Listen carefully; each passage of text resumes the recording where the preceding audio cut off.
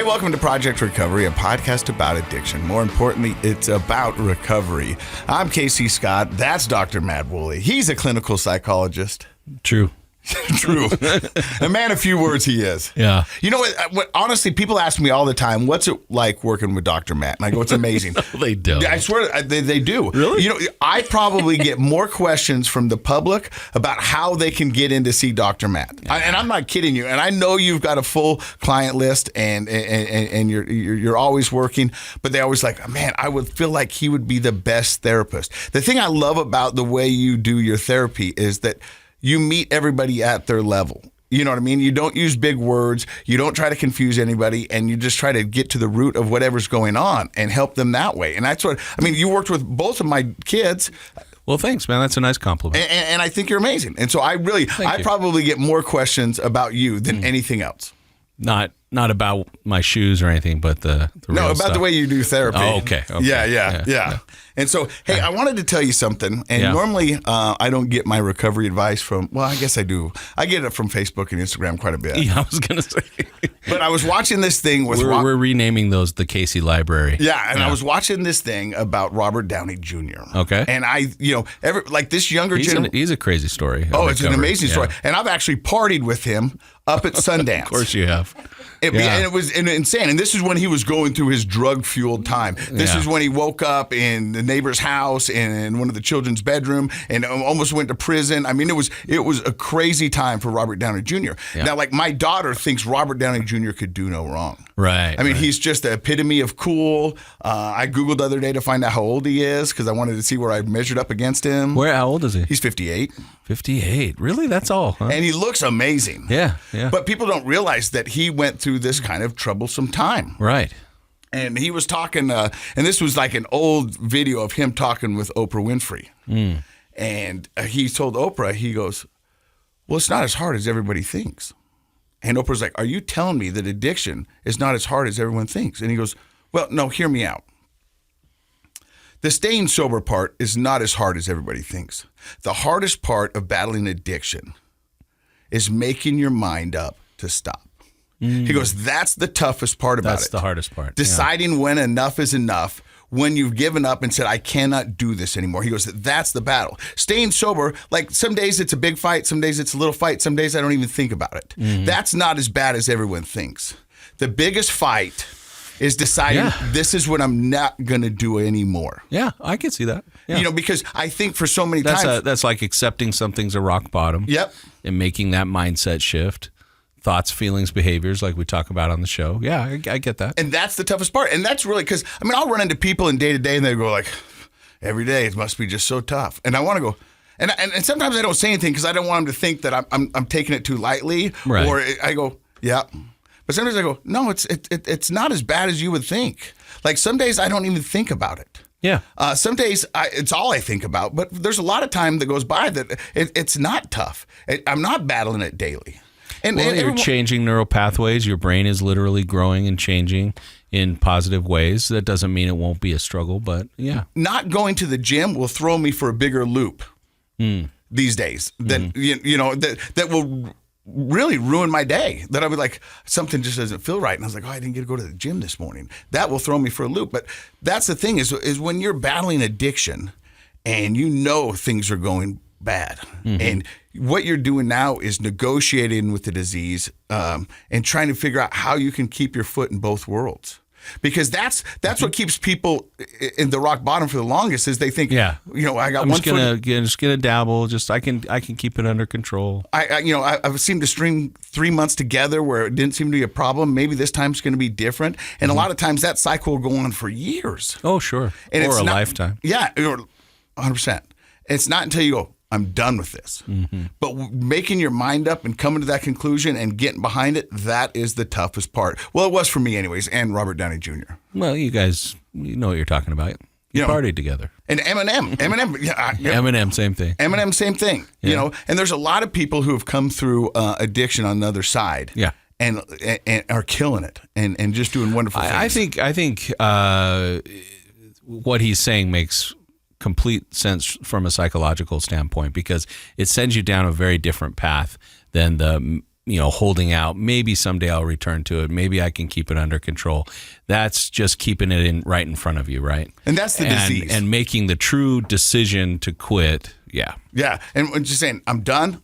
And how many times have we had people sit down in that chair right there and say, I just got sick and tired of being sick and tired. Yeah.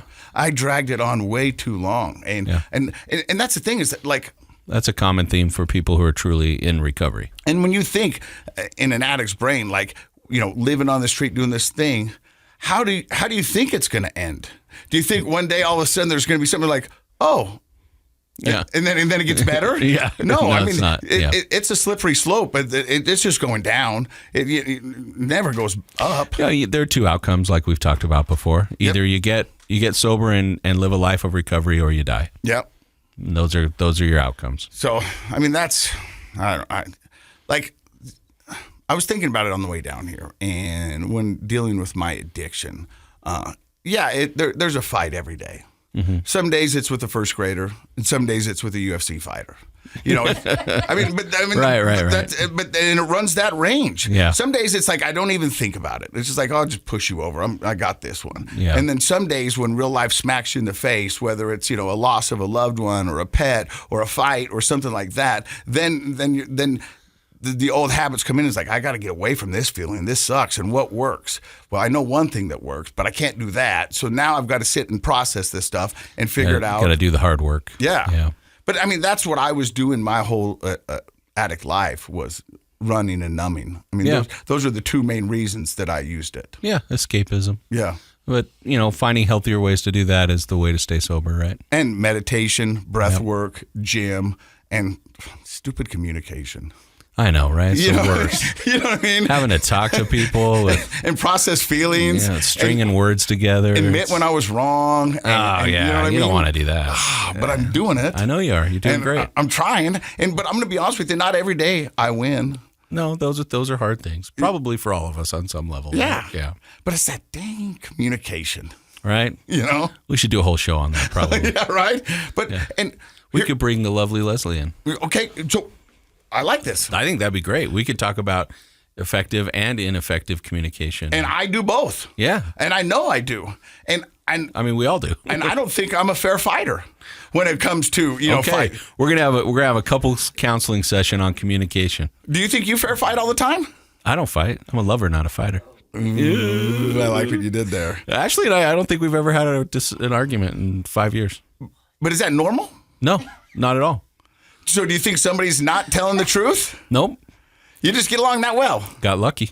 Yeah, you got yourself a unicorn, buddy. I'm serious. Yeah. But I think some fighting is healthy and natural. Yeah. But you've got to figure out a way to fight. Disagreement and resolution. Disagreements are inevitable, and resolutions, learning how to resolve things with good communication. Yeah. That's the goal. I think the resolution part. That's the toughie, right? That's the tough one. Because disagreeing's pretty easy. Yeah. In my ideas, resolution means I win. Yeah. But that's not always the case. Might have to do some reframing. Yeah. But I think most people want that resolution. They want it in my favor. I mean, that's the world and society we live in, is that we're all egocentric. Yeah. And I once heard somebody say, most people want to hear your opinion coming out of their mouth. Yeah. You know what I mean? That feels good.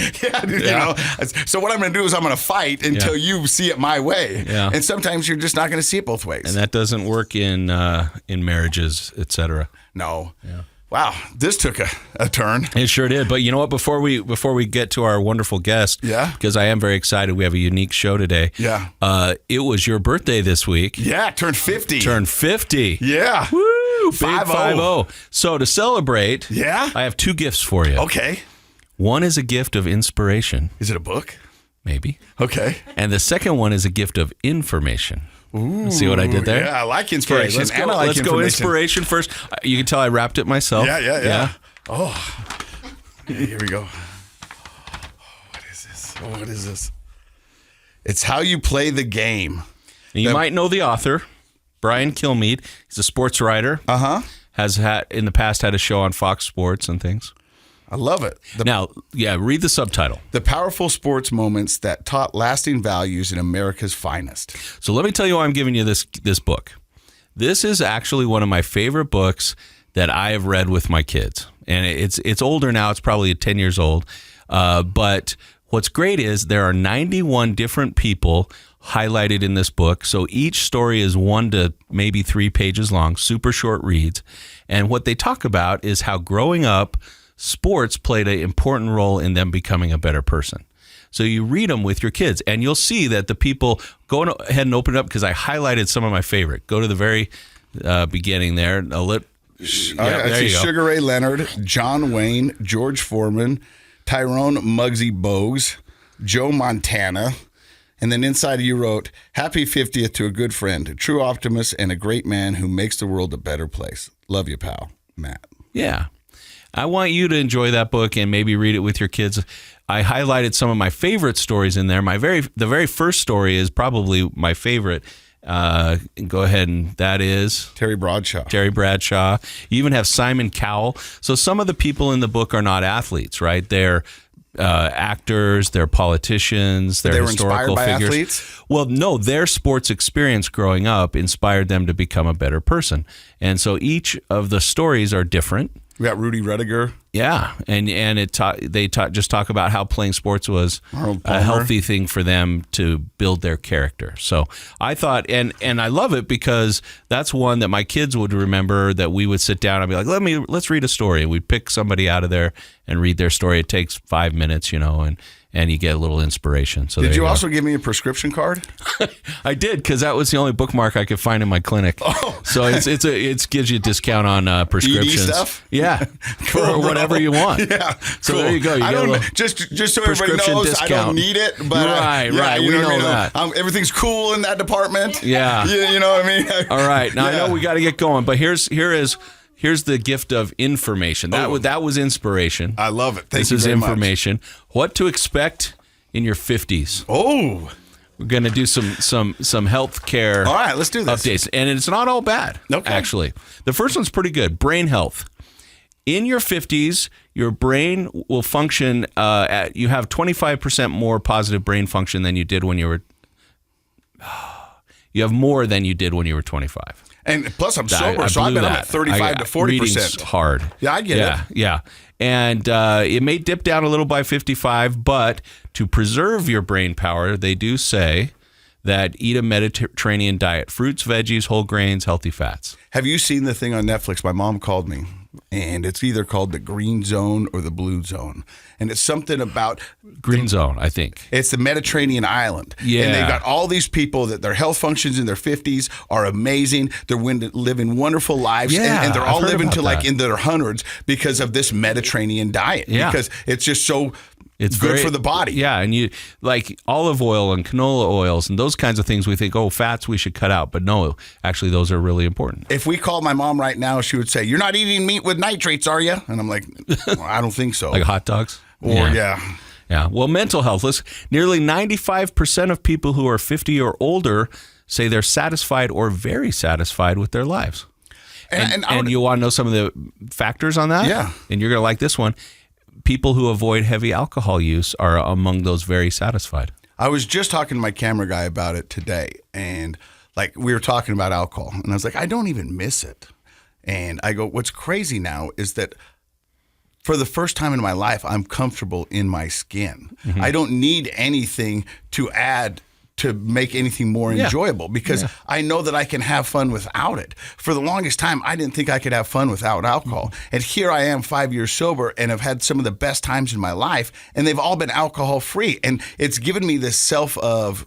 And you remember them. I remember them, but I feel comfortable. I mean, for the first time in my life, and I've spent the majority of my life in front of a camera or a microphone. Right. This is for the first time in my life that I feel comfortable in my skin. And, I think some people might be listening and be like, oh, come on, because you don't sound like you're uncomfortable in the past.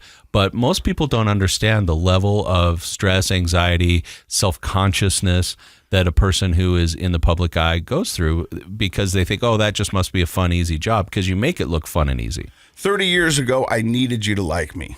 Yeah. Now I want you, but if you don't, okay. Yeah. I mean, it sucks. That's a big difference. It sucks, actually. But I can't live my life needing you to do something because that's out of my control. Yeah. Yeah. And that's growth, right? Yeah. Maturity. Let's just hit a few other ones.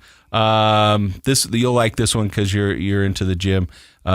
you lose a lot of muscle faster. But if you lift weights and do strength training 2 to 3 times a week, which you double that, then you'll hold on to your lean muscle mass much longer. So you're good to go on that. I just went to the doctor. That also helps with bones, which is also going to start to go down. I'm taking vitamin D right now. Got the vitamin D. I just went to the doctor and had my blood work done. Yeah, how was it? My blood pressure is... I'm getting mine tomorrow. Oh, yeah. My blood pressure is good. Like right now, I'm in, and I'm not just saying this because I turned 50. I'm in better shape now than I ever was in my 40s and 30s. That's amazing. That's good. That's great. Like I feel great. Yeah. I might be the opposite, but maybe we'll work on that. We'll work on it. We're working on it. Tomorrow. 2 roads traveled. That's right. Your heart attack risk goes up after 50, but if you aim for at least 30 minutes of activity, even short walks per day, then you can stabilize that. And don't smoke cigarettes. I don't. Good. You used to, though. Yeah. And did you know that it takes about a decade to restore your lung? How long have you been off cigarettes? 15 years. 15 years. How about cigars? A year. A year? Yeah. Okay. Well, see, you're on the right track. Every once in a while, I'll have one. Okay. Yeah. That's different than heavy. That's daily. It's the cigarettes that really get you. Because cigars, you don't suck them down in your lungs. Yeah. Hair. Let's do one more. Well, let's do 2 more. Vision. The lenses in your eyes get stiffer. And you just got to get readers. They didn't have anything hopeful really. Right now, me and my girlfriend have the perfect eyesight. Yeah? I can see stuff far away, and she can see stuff up close. And so when we're watching TV, I'll go like, what does that say on that phone? And she'll read it to me. Yeah. And when we're driving, I'll be like, hey, that's your turn. That's awesome. Yeah. That's exactly how Ashley and I were until like this year. And then she starts borrowing my readers. Yeah. Yeah. Well, so last one, hair. Uh-oh. It's going to start getting thinner and falling out. Turns gray. I haven't told you guys what I'm doing. No. I'm going to Turkey. I'm going to Turkey to get hair transplants. The country of Turkey. Yeah. To get hair transplants. Yeah. They're 70% cheaper in Turkey. There might be a reason for that. No, Casey. It's because I looked it up. They're flooded with hair surgeons. And so competition, they are. You can Google it right now. Turkey gets flooded with hair surgeons. They've got more hair surgeons. They have hair loss epidemic in Turkey? They have more hair surgeons in Turkey than they know what to do with. And that has caused competition. And that has caused competitive rates to go down. So here's my thought right now. I've got my buddy Kaleo, Chris Dracos, and then there's 2 other guys that are going to go over with us. Yeah, I'm putting them out on blast right now. And we're going to go over there, and it's $2,500. That's all? That's all. To get plugs? Yeah. Okay. And so then they do it, and then my thought is, if it works, awesome. Yeah. If it doesn't, I got to go to Turkey. I've actually always wanted to go to Turkey, so that'd be cool. That'd be worth it. I'm telling you right now. What's a plane ticket to Turkey? I don't know. You got to fly to Paris and then over. That's $1,500 easy. So I'm thinking I can do this for about $5,000. And I've talked to my girlfriend, I've talked to my kids, and they're like, "You really want to do this, Dad?" And I you could have some of that Mediterranean diet when you're over there. But see, I just need it right up top here. Yep. You know what I mean? There you go. But it's not too bad. Like if I was Jewish, a yarmulke would figure that, cover that right up. Well, you could convert. Yeah, but I don't know. There's a lot of other stuff you have to do. Yeah. And so that's what I'm thinking. And so within the year, I'm going to Turkey. I'm going to get a hair transplant. All right. I want you to preview it for me in case I ever need it. Right now, I'm okay. Okay. No, you got a great head of hair. Yeah. If I had your head of hair, I would sell all my hats. I would. And Josh has got a great head of hair. Well, Josh is just all around sexy. Yes. Yeah. All right. Well, I may want to go to Turkey with you. I just want to supervise this process and enjoy the Mediterranean. It could be cool. They got a cool soccer league over there where crazy things happen. Really? Yeah. They say Turkey's cool. Yeah, I'm down for going. I just don't want anybody putting plugs in my head. Flooded with hair surgeons. Flooded with hair surgeons. I feel like there's a medical school issue there where they maybe should be divvying people up into different specialties. Okay, before we get to our guest, and she's an amazing guest, I just want you to pick up your phone. Yeah, pick up my phone. Yep. Yeah. And just Google. Okay. Just Google All right. Turkey hair transplant and see what pops up. Turkey hair transplant. I hope it's a picture of a turkey with a hair transplant. That would be amazing. Look at that. You're right. They say... Oh, it's crazy. I've been doing a lot of research. They say, don't get your hair transplant in Turkey. No, they didn't say that. Your luck. Up to 99% hair transplant retention. Yeah, that's good. That doesn't even make sense. I don't know that they got the English down on that one. But I should have never given it to a doctor. Yeah. I'm going. I got a cheap hair transplant in Turkey. I won't tell you what it said after that. They look good though. You got Yeah. some guys that look good. This guy looks like C-3PO. Why is his head gold? Do they make your head gold? And think about it. If it doesn't work, Looks like the C-3PO. no, that's just the shine from the light. He's bald. Oh, okay. Breann, I'm sorry. Oh, it's all good. Thank you for sitting through our nonsense. Of course. Because it's good. the story you've got to tell is a story of you and your beautiful niece, Yes. Kandis. Yep. She means a lot to me. And Kandis's whereabouts right now are unknown. Correct. And she's been missing for how long? Almost 3 years. FBI have been involved? Yeah, when she first went missing, there was a high probability we thought she was being trafficked. So they got involved with that. As the investigation went on, like I said, we don't know anything 100%, but they believe that she may have made her way back out to Twilla, where she's from, and was just hanging out with a crowd of older people. And from there, we're not sure. Yeah. We're going to find out about Kandis's story and Breanna's story. You're listening to Project Recovery. Stick around. Welcome back to Project Recovery, a podcast about addiction. More importantly, it's about recovery. I'm Casey Scott. That's Dr. Matt Woolley. You know, Dr. Matt, when we started this podcast, we wanted to focus on the recovery aspect of addiction. Right. Yep. Unfortunately, not everyone's story ends in recovery. Unfortunately, a lot of people's don't, and our show does try to highlight people who are in recovery. They've made it through that whole process, tell their story, but we do have to highlight the fact that it's a serious problem to the degree that many people do lose their lives or become lost in their addiction and never really recover. And that's something we're working to rectify, but it's still a reality. I don't think a lot of people think about it when they start dabbling in alcohol and drugs, that the currency you're using is your life. Yeah. I mean, nobody tells you that. Plain and simple, it's your life. Yeah. They could tell people like, you can have a beer and chances are you might be okay. Mm-hmm. Chances are you might be an addict and you don't even know it yet. And it's gambling, right? It is gambling. Yeah. And so our guest today is Breanna and her daughter Kandis, not daughter, niece. I'm sorry about that. It's Your niece, all good. But she She helped. kind of was she helped like a raise daughter, her. Yeah. you know? Like, she was a big part of my life. I helped raise her. And so how does the story of Kandis, Breanna, and everybody begin? so Kandis, we brought her into our care. She was an infant. So her dad, which is my brother, and her mother got into addiction. So therefore, they weren't able to take care of Kandis and her brother. So my grandparents actually took them in.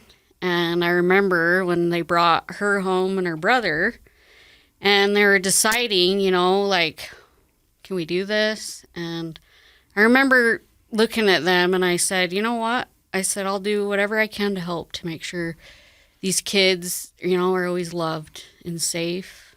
And so, like, I've always kept that promise, and that's why, I'm her voice. And so you brought her in and you raised her. And her dad now is currently in recovery. He is, yeah. He had actually 3 years of sobriety. This whole situation with her being missing from walking out of the youth center, it's definitely affected our family in way more, bad ways. And my brother struggled, and I'm proud of him. He's been out of prison for, I think, almost three years now.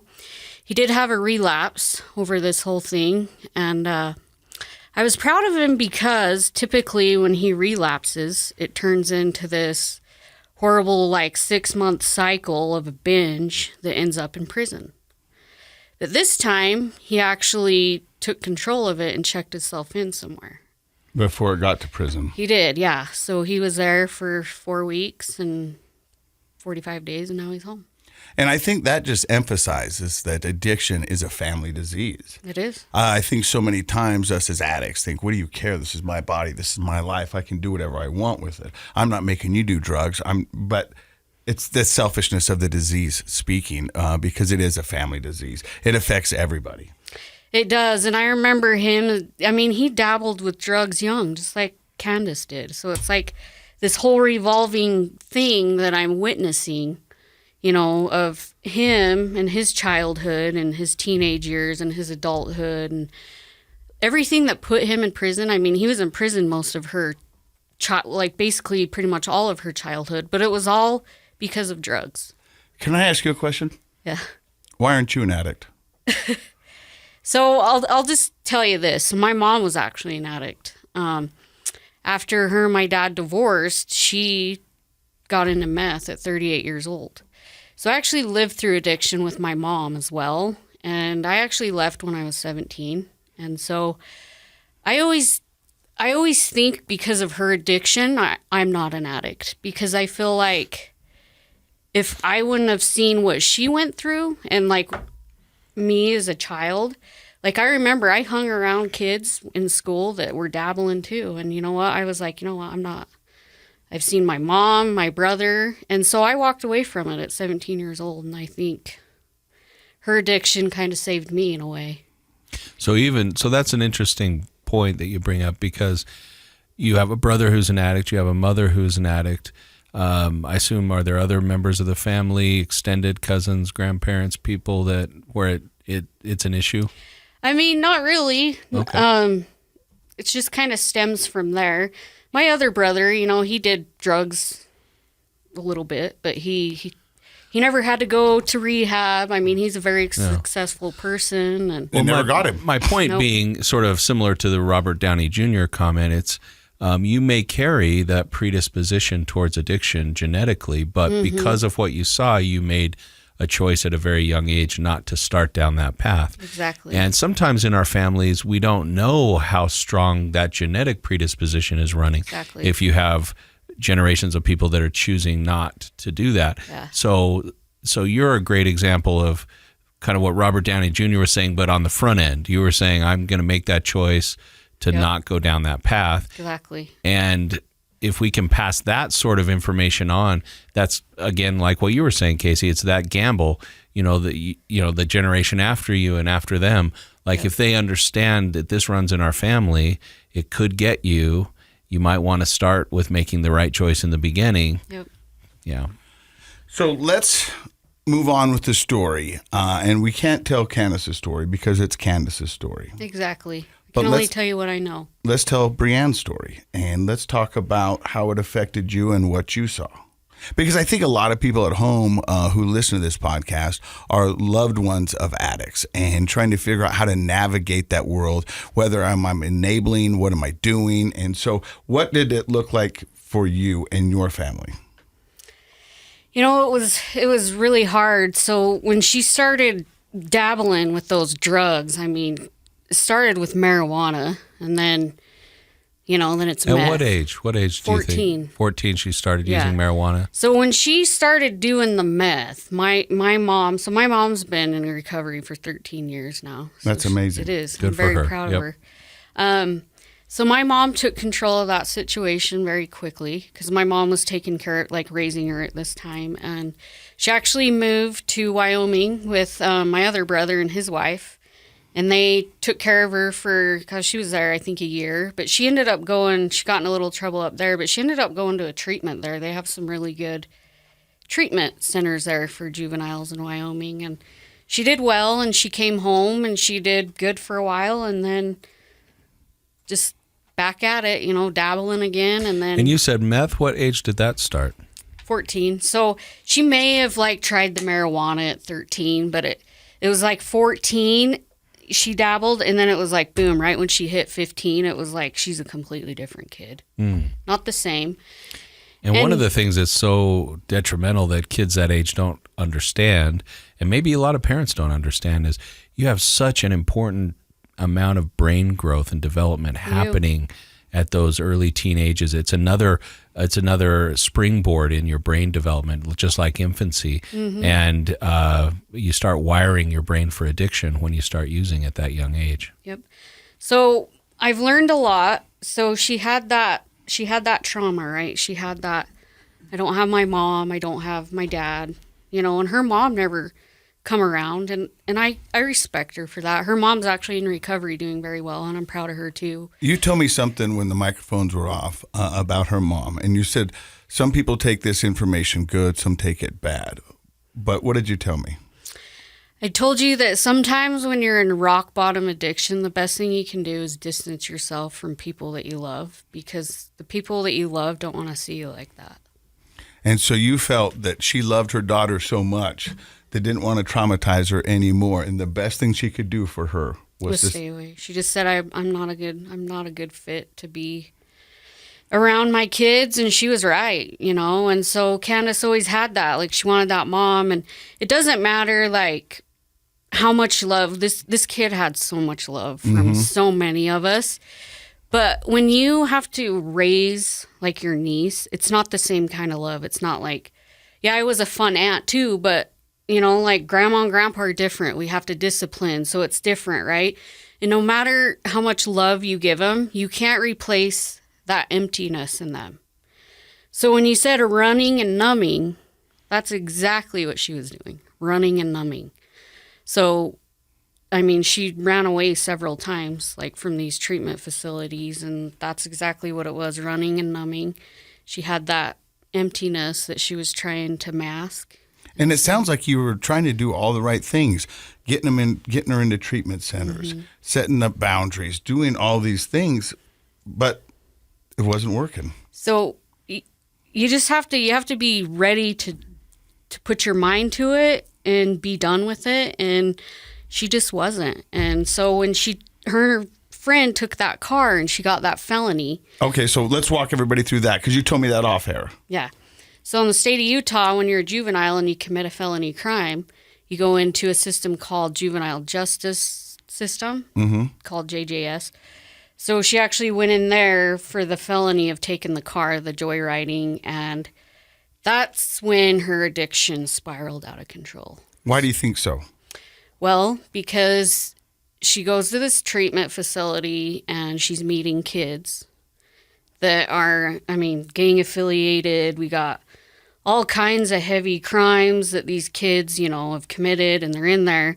And so basically a lot of them suffer with addiction at her age, right? They're all in there together, and none of them really want to be there, you know. So they're running. They take off together and they're running all over Salt Lake City downtown. Like the Lord of the Flies. Yep, hanging out with the homeless. You know, school for criminals, right? Like, I mean, that's the same thing prison ends up being for adults, but I think it's probably even more so with teenagers, because when you're a teenager, what's the most important thing? Social.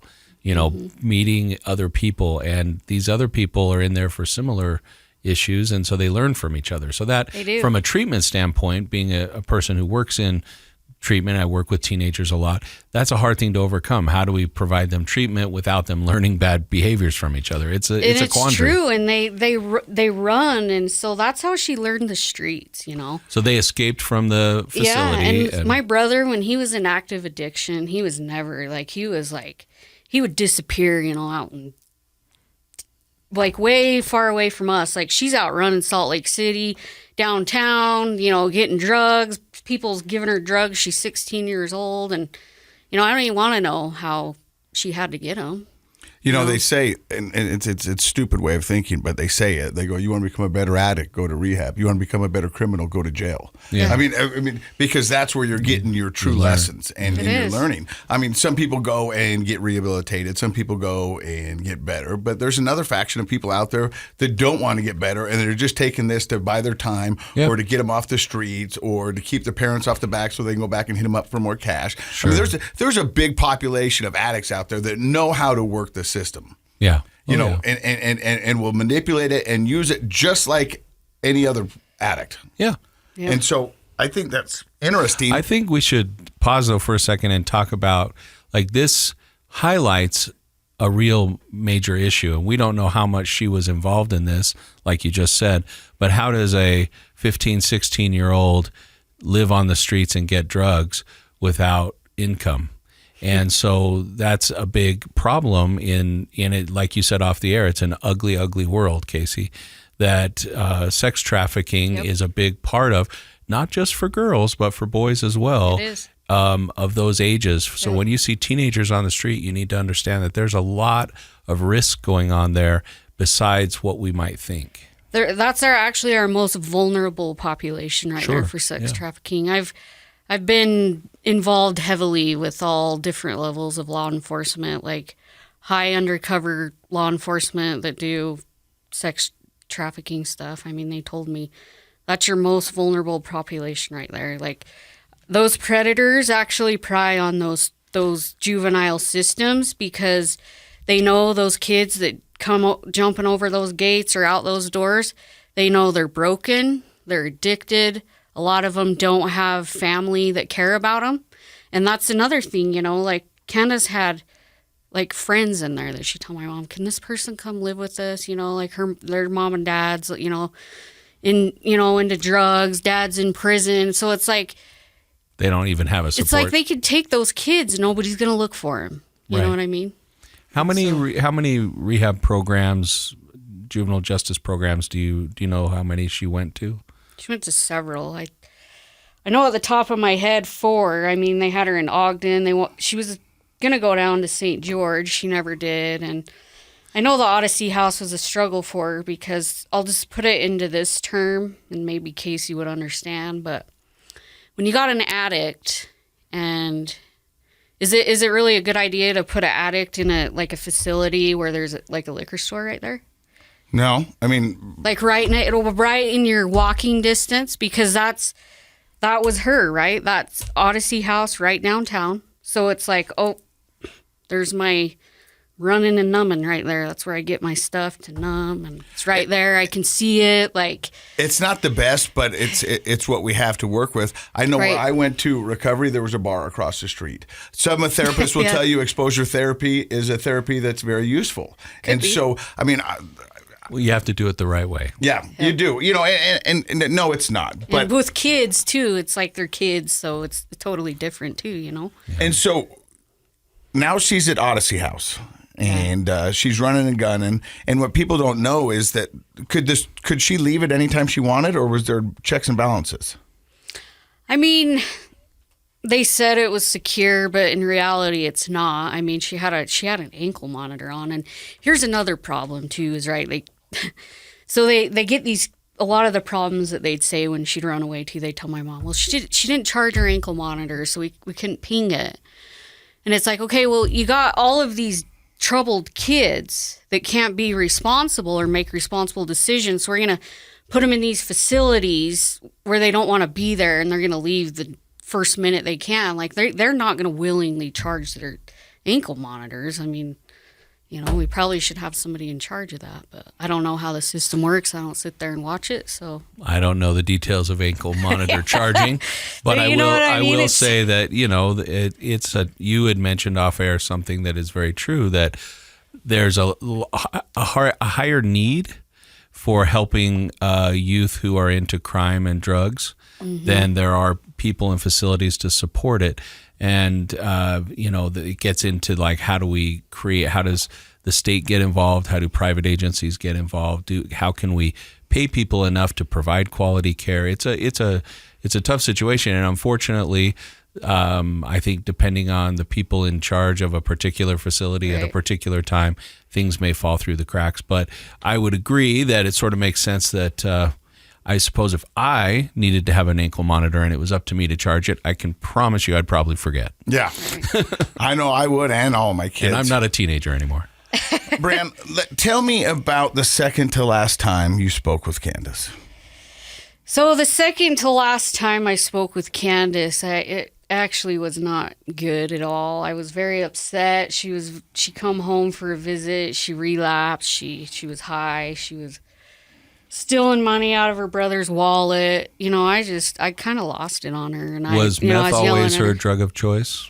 Was meth, and then she ended up trying heroin too on the streets and dabbled with both of those. So, I mean, I was yelling at her. I was super upset with her, and it wasn't good. And I was actually outside, and the neighbor come over, and he's a really good guy. He loves our family, but he'd come over and he's like, is everything all right, And I'm just glad that after that, I was able to see her like 2 or 3 weeks after that. She come home for another visit. And I remember when she left, she got up, gave me a big hug, told me she loved me.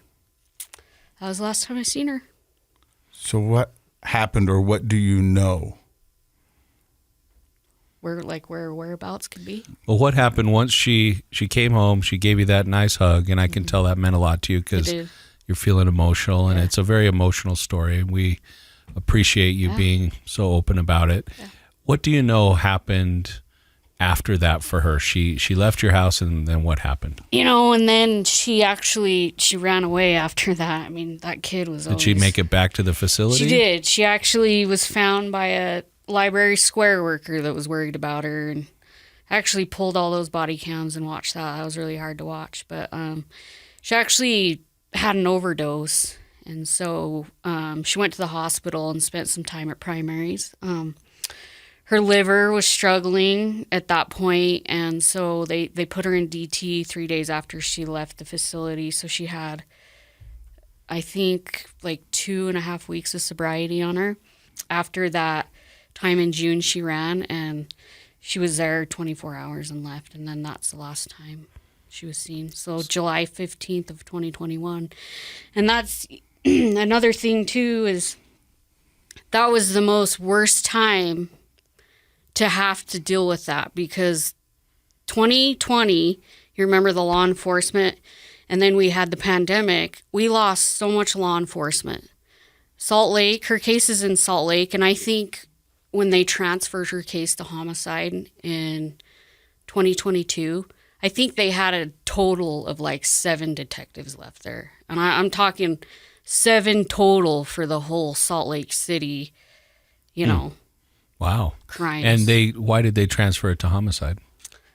So in the beginning of her investigation, it was kind of heavily believed that she, was trafficked. So when you pull up her name, you'll see a lot of that. That got pretty wild. We actually sent undercover teams to LA, Vegas, just all over looking for her. We had undercover teams, and then actually hired an investigation team too. So about a year into the investigation, they had found that they believed that somehow she made her way back out to Tooele with a group of people she knew there.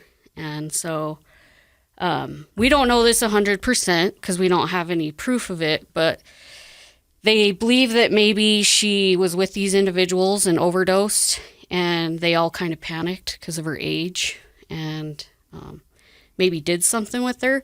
So at that point, they felt like they had enough reason, like they needed to move it to homicide. And I remember the detective telling me, I don't know if this is what happened to her, but I think there's a possibility, and I think we need homicide detectives working this. So it's been in homicide since 2022, and it's now registered as a cold case in the database. Mm.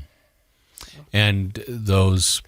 I assume they tried to question the people that she was with. They did. So there's a handful of individuals that were brought up, and the detectives took them all in for interviews, except for one, because one has skipped out of state. Mm. 2 of those people did not pass the polygraph test. So I don't know which 2. They don't give me a lot of details, but... Has anyone been charged in the case? Not yet. Not yet.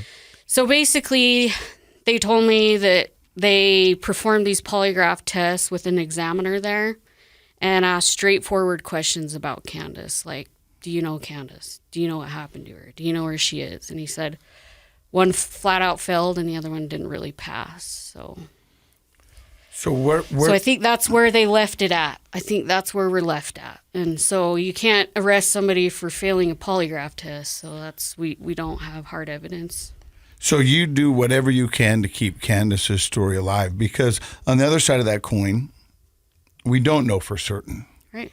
We don't. And there's got to be a little bit of hope. There does.